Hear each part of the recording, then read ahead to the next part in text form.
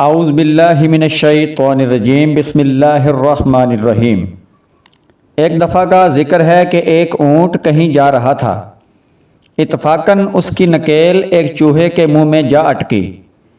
چوہے نے اسے خوب اچھی طرح منہ میں دابا اور اکڑتا ہوا اونٹ کے آگے آگے بھاگنے لگا۔ اونٹ مجبوراً تیزی سے اس کے ساتھ چل پڑا۔ اب تو چوہے نے دل ہی دل میں نہ جانے اپنے آپ کو کتنا طاقتور اور عقل مند سمجھنا شروع کر دیا کہ آخر اس جیسے چوہے کو اونٹ پر حکمرانی نصیب ہو گئی ہے۔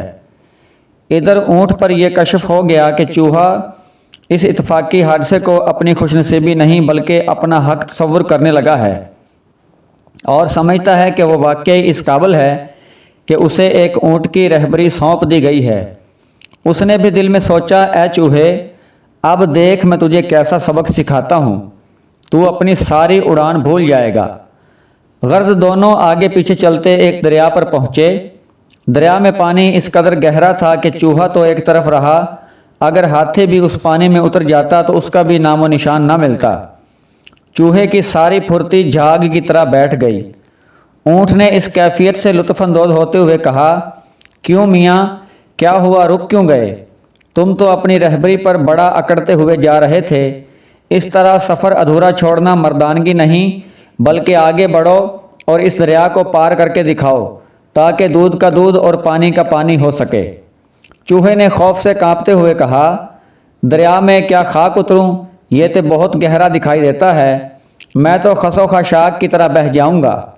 نہ بھائی نہ، یہ میرے حوصلے سے بہت آگے کی بات ہے۔ اونٹ نے کہا، لعنت ہو تمہاری رہبری پر، پیچھے ہٹو، میں دیکھتا ہوں یہ پانی کتنا گہرا ہے۔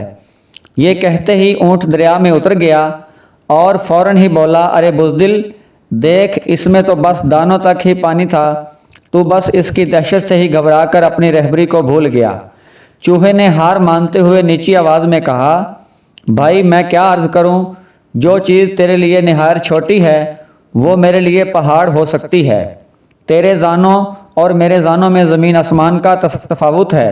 جو پانی تیری راہنوں تک آتا ہے وہ تو میرے سر سے گزوں تک اوپر ہے اور مجھے ڈبونے کے لیے کافی ہے۔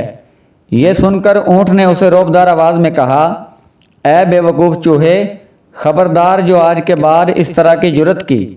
اپنے جیسے چوہوں میں بیٹھ کر تو چاہے جو مرضی بڑا ہانک، مگر اونٹ کے آگے چوہے اپنے آپ کو رہبر مت گردان۔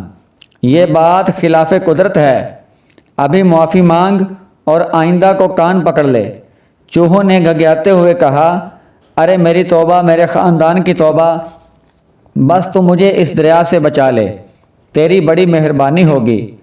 اونٹ کو اس کی حالت پر ترس آ گیا اور کہنے لگا، لگتا ہے کہ تو واقعی اپنے کیے پر شرمندہ ہے اور آئندہ ایسی شیخی بگاڑنے سے باز رہے گا۔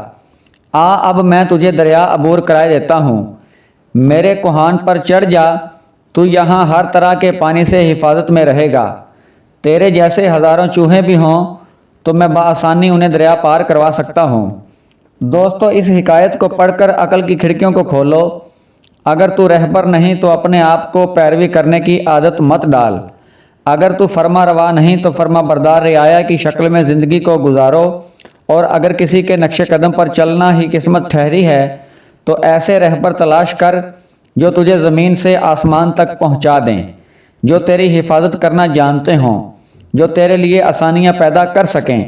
اس لیے خبردار، اگر تجھے یہ اختیار دے دیا جائے کہ تو اپنا رہبر خود چنے تو پھر تجھے چاہیے کہ ضمیر کو بیدار رکھ اور ایسے رہبر کا انتخاب کر جو واقعی رہبری کے قابل ہو۔